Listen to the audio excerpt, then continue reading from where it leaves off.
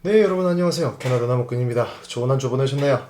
자, 수요일날 메타 그리고 목요일날 아마존이 실적 발표를 했죠. 이제 메타가 실적 발표하자마자 증시가 녹아내려버렸다가 아마존이 다음날 실적이 좋아서 다시 반등하는 모습을 보여줬는데 증시가 이번 주 키 이벤트들을 좀 알아보러 가시죠. 렛츠고!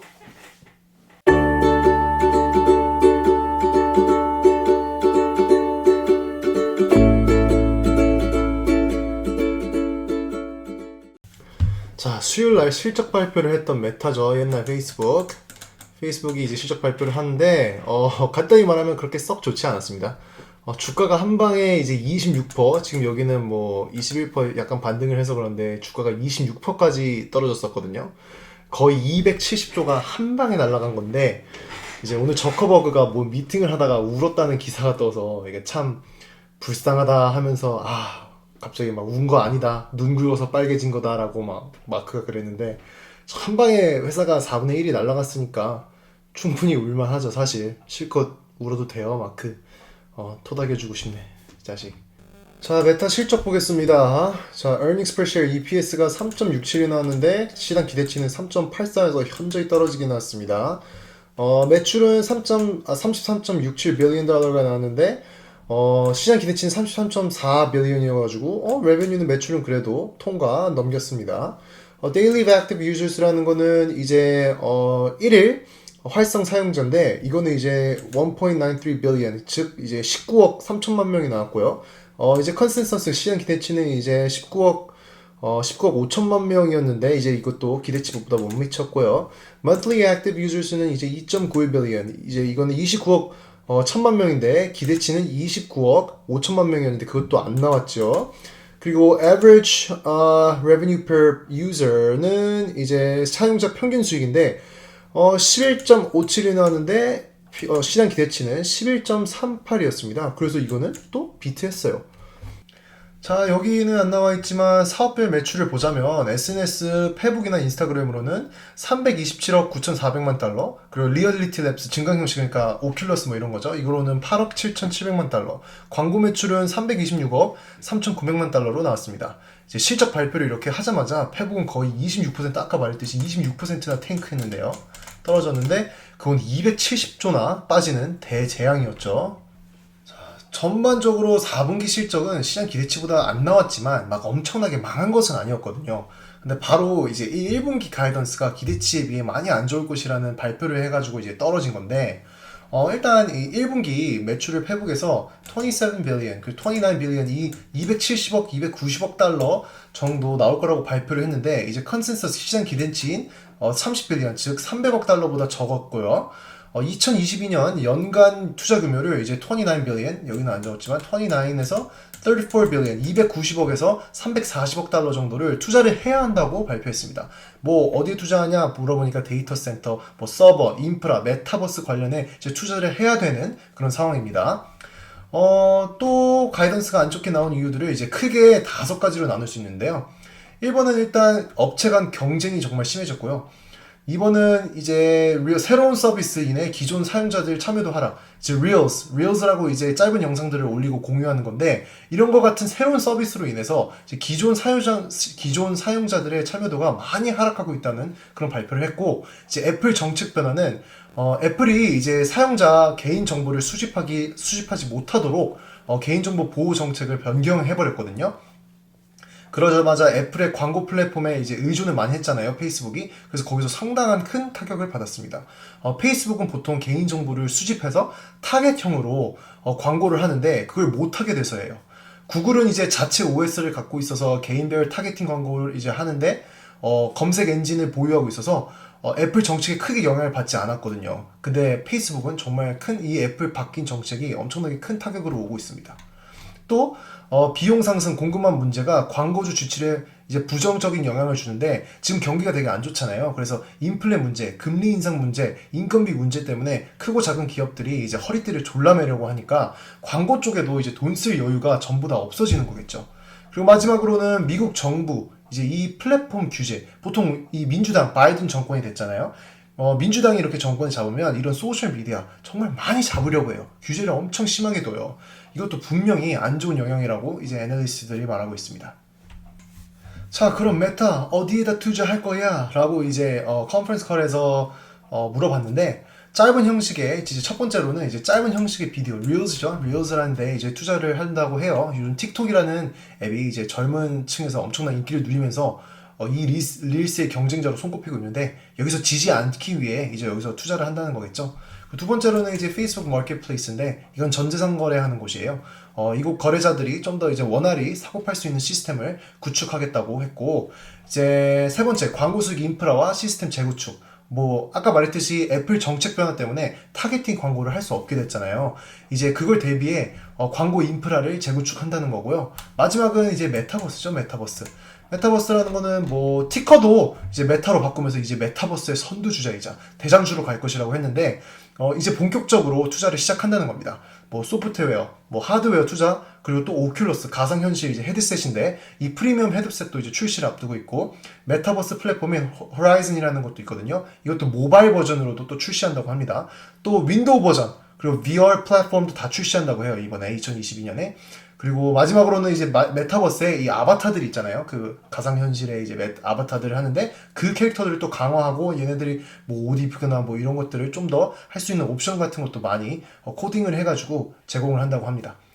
네, 이번에는 아마존 얘기해 보겠습니다. 메타와는 다르게 한 얼마죠? 한 18% 실적 내자마자 떡상을 했는데 참 뭐가 달랐을까요? 아마존은 과연 실적을 보도록 하겠습니다. 자, EPS는 5.80이 나왔어요. 시장 기대치는 3.57이었거든요. 근데 EPS가 엄청 많이 나왔죠. 시장 기대치보다. 이제 레베뉴는 137.4 빌리언이 나왔는데 시장 기대치는 137.6 빌리언이어서 이건 살짝 못 미쳤고요. AWS 레베뉴는 이제 이거는 클라우드인데 아마존의 클라우드 서비스인데 이거는 17.8 빌리언이 나왔어요. 시장 기대치는 17.37 빌리언이었는데 이것도 엄청나게 비트했죠. 이번 실적은 이제 상당히 잘 나왔음에도 불구하고 가이던스는 그렇게 좀 기대하지 말라는 투로 이제 발표를 했는데 아마존은 이번 쿼터에는 이제 112 빌리언, 117 빌리언 정도의 매출을 올릴 예정이라고 했습니다. 시장 기대치인 이제 120 빌리언 달러에는 못 미치고 이제 operating benefit 즉 이제 영업이익이죠. operating profit 영업이익이죠. 이거는 3빌리언에서 이제 6빌리언밖에 안 될 것이라고 말했습니다. 이건 전년 대비 거의 56.4%나 감소할 거라는 전망인데요. 이렇게 안 좋을 거라고 하는 이유는 이제 공급망, 그리고 원자재, 뭐 가격 상승, 인력 부족, 그리고 임금 상승 등으로 꼽았습니다. 이렇게 가이던스가 안 좋을 거야 라고 뭐 기대하지 마 라고 말했는데도 아마존 주식은 왜 떡상을 했냐? 떡상하면서 이제 모든 증시들도 이제 캐리를 해줬잖아요. 이제 그 이유로는 크게 클라우드 산업 AWS죠. 클라우드와 이제 광고 사업이 advertising 사업이 엄청나게 잘 되고 있고 또 엄청 잘 될 거라는 전망 때문입니다.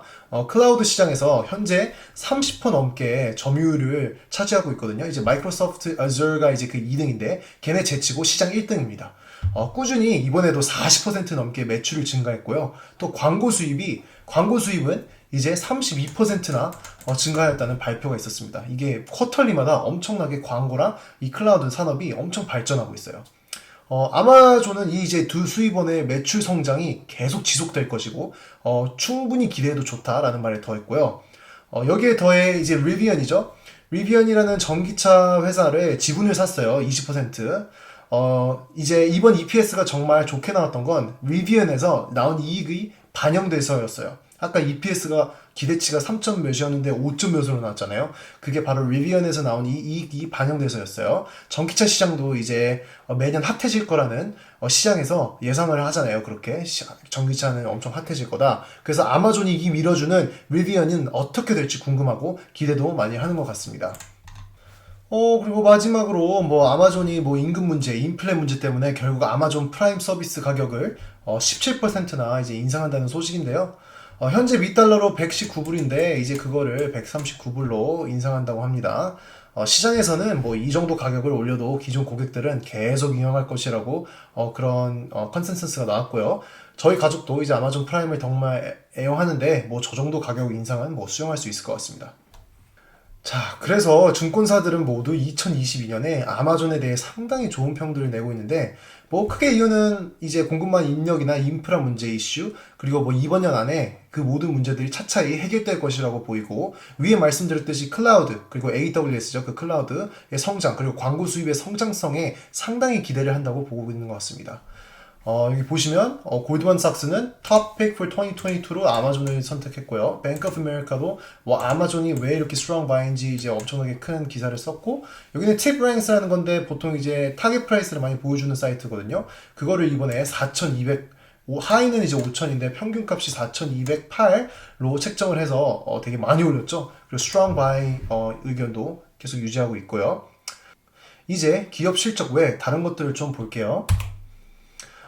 미국 채권 금리가 오늘 하루 너무 뛰었죠. 오늘 하루 만에 0.089나 뛰었는데, 이건 당연히 뭐 미국 고용률, 즉 일자리 상황이 1월 달에 너무 좋았다고 이제 보고가 됐죠. 알고 보니까 이제 코로나 시국인데 1월 달에만 좋은 줄 알았더니 11월에도 좋았고 12월에도 다 좋았다고 이제 발표가 나서 미국 10년 국채물, 이제 미국 장기 경기 전망에 영향을 끼치는 그런 지표죠. 얘네가 0.089포인트나 올랐고요. 하루 만에. 그리고 이제 2년 국채물, 이거는 이제 미국 통화 정책에 영향을 많이 주죠. 2년 국채물은 얘네도 오늘 0.124포인트나 올랐습니다. 정말 하루 만에 엄청 많이 뛰었죠. 네, 국제 유가도 정말 많이 올라 91.92까지 올랐는데요. 이건 전 영상에서도 말했듯이 이제 우크라이나와 러시아가 전쟁 임박에 들어갔다는 소식이 계속 나오잖아요. 과연 러시아가 진짜 우크라이나를 공격할까요? 안 했으면 좋겠지만 참 어쨌든 이제 유가에는 상당히 영향을 주고 있는 상황입니다. 네, 이제 고용시장 현황이 기사와 이제 발표가 났는데, 매달 첫 번째 주 금요일 날 미국 정부에서 고용 상황을 이제 발표를 하는데요. 고용 상황이 너무 좋게 나왔습니다. 1월에만 비농업 일자리 실장 기대치였던 이제 12만 명이 아닌 45만 자리나 창출을 했다고 하는데요. 그 중에서 레저, 그리고 허스피탈들이 이제 접객업 중이죠. 여기에서만 15만 자리가 증가를 했고, 다른 섹터들도 이제 보시면 비즈니스 서비스도 8만 6천, 리테일도 6만, 트랜스포테이션도 5만, 이렇게 쭉 많은 자리들이 창출이 됐습니다. 실업률은 이제 발표가 났는데 이번에 정확히 4%가 나왔어요. 전 영상에서도 말했듯이 이제 4%면 보통 완전 고용이라고 생각하시면 돼요. 고용시장이 한마디로 지금 되게 좋다는 거죠. 경제활동 참여율도 62.2%나 상승을 했고요. 1년 대비. 그리고 시간당 임금, 그것도 1년 대비 1년 전이랑 비교해서 5.7%나 상승했습니다. 자, 근데 이 임금이 5.7% 상승하면 뭐 하나요? 이제 다음 주에 CPI 소비자 물가지수 나오죠. 예상치가 이제 7.2%라고 예상을 하고 있거든요. 물가 상승이. 그래서 7.2에서 5.7을 빼면 사실 손해죠. 마이너스죠. 아무튼 임금이 오르니까 물가 상승 압력에 더 가해질 거라고, 이건 결국 페드 긴축 압박하는 요인이 되겠죠? 이렇게 노동시장이 뜨겁다면 아주 파월 의장 입장에서는 이제 맘 놓고 인플레 잡을 수 있겠네 라고 생각을 할 것 같아요. 뭐 주식 투자자들 입장에서는 그렇게 큰 뭐 좋은 뉴스는 아니죠. 네, 여러분, 이렇게 이번 주 한 주 잘 돌아봤습니다. 정말 기업 실적 하나에 지옥을 갔다 천국을 갔다 하는 상황이죠. 항상 말하듯 이번 연에는 변동성이 상당히 심할 거고 마음도 단단히 먹으셔야 합니다. 이번 한 주 마무리 잘 하시고요. 주말인데 가족이나 친구들과 함께 좋은 시간 많이 보내셨으면 좋겠습니다. 저는 이만 들어가 보겠습니다. 빠이!